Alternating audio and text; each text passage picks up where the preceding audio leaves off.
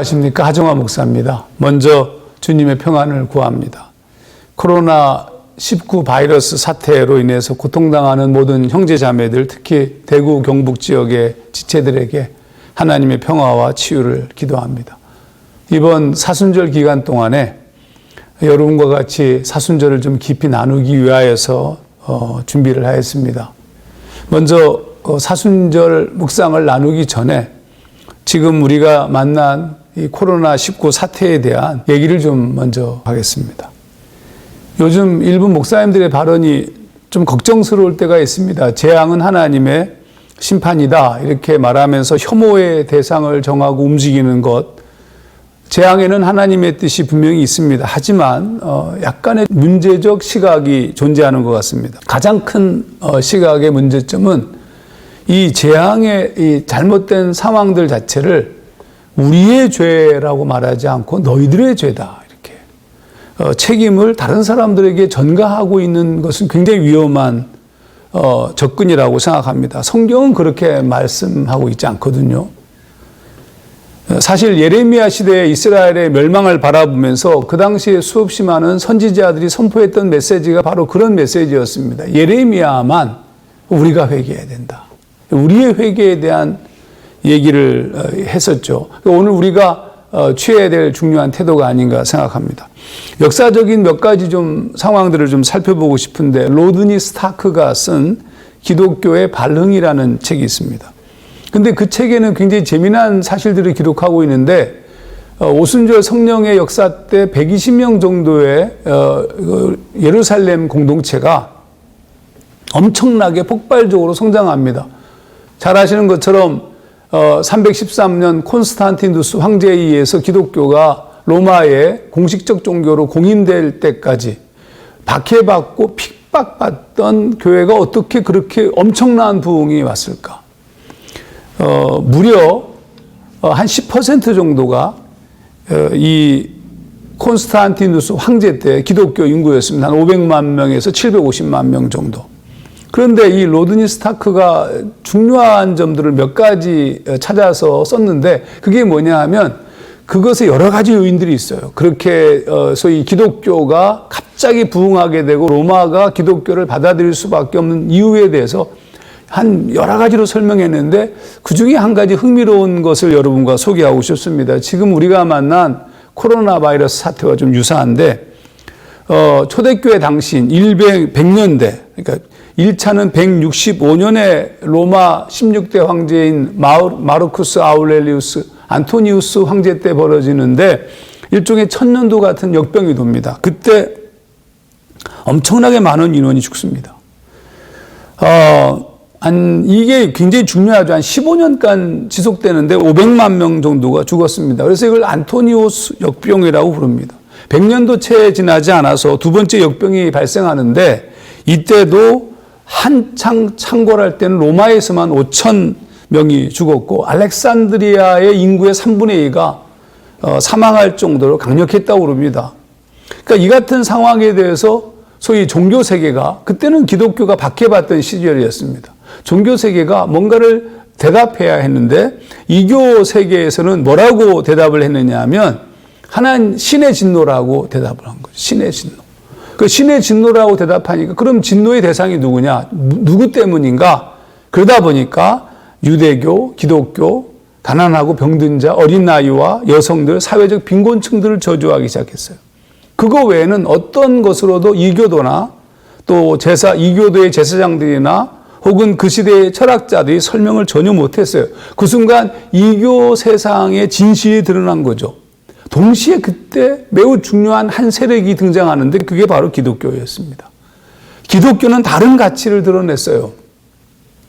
그 당시 카르타고의 감독 키프리아누스, 알렉산드리아의 감독이었던 디오니시우스 같은 분들이 전혀 다른 가치를 설명하기 시작했습니다. 그들의 편지를 특히 디오니시우스의 편지를 보게 되면 이런 장면이 나옵니다. 기독교 형제들이 이 위험한 상황, 전염병이 창궐한 상황에서도 자기 목숨을 아끼지 아니하고 병든 자들을 돌본 거죠. 그 중에 한 문장만 읽어보겠습니다. 다른 이들을 간호하고 치유하면서 많은 사람들이 그들의 죽음을 자신들에게로 옮겨오고 그들 대신에 죽었다.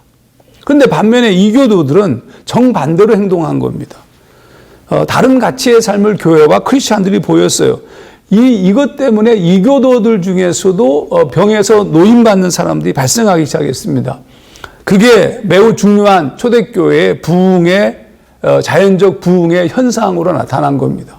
이 환난과 위기의 상황에서 기독교는 다른 거였죠. 하나님 나라를 바라보며 초월적 가치를 가진.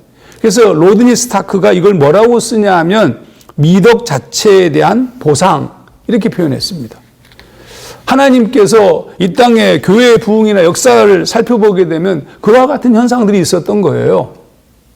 자, 그런데 여러분, 그래서 이제 AD 313년에 콘스탄티누스 황제가 기독교를 국교로 공인합니다. 그런데 여러분 중요한 게 그 이후로부터 기독교가 굉장히 부흥하잖아요.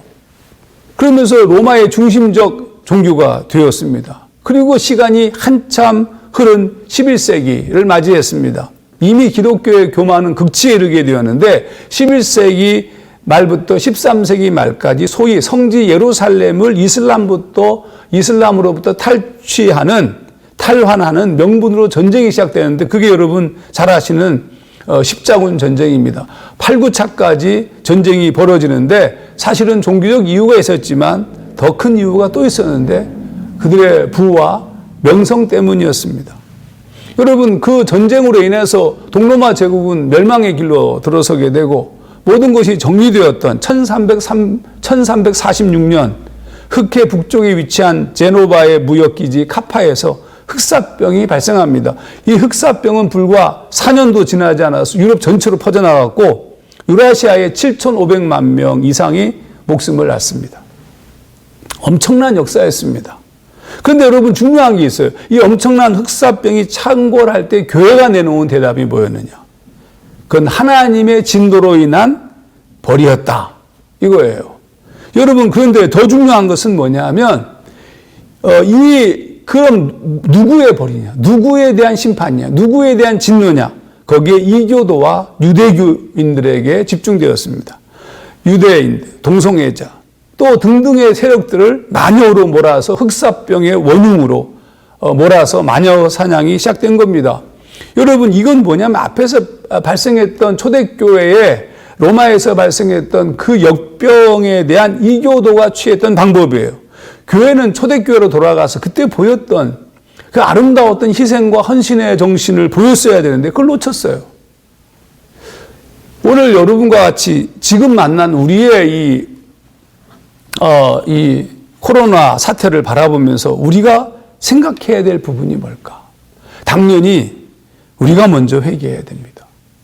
하나님 앞에 우리의 잘못을 회개하고 복음의 처음으로 돌아가야 됩니다. 우리 한국교회가, 우리 교회가 지금 잘못된 길에 들어섰던, 잘못된 번영신학에 빠져서 행동했던 부분들을 회개하고 돌아서야 될 때가 아닌가.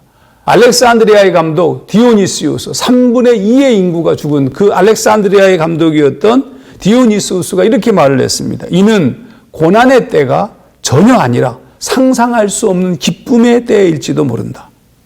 좀 어려운 얘기지만 무슨 얘기냐면 우리가 회개하고 하나님 앞에 돌아오는 순간부터 다시 새로운 역사가 시작될 수 있는 것이고 다시 회복이 시작되기 때문입니다. 그동안 우리 한국교회나 우리 크리스찬 교회들이 하나님 앞에 온전치 못했던 부분들을 오히려 지금 회개하고 이 땅에 누군가에게 죄를 전가하고 잘못하는 것, 물론 그들의 잘못이 있지만 그러나 우리의 잘못도 있다고 고백하고 하나님 앞에 죄를 뿌리며 회개하는 시간이 돼야 되지 않는가. 언젠가 백신은 개발될 겁니다. 이 사태도 지나갈 것입니다. 그러나 또 다른 변형된 모습으로 우리에게 이 바이러스는 찾아오게 되겠죠. 그러므로 지금부터 준비된 진짜 크리스찬, 정말 회복된 교회, 하나님 앞에 선 바른 기독교가 세워지는 그런 계기가 되어야 되지 않겠는가. 그런 바람으로 오늘 이 말씀을 함께 나누며 사순절 묵상을 시작하고자 합니다. 감사합니다.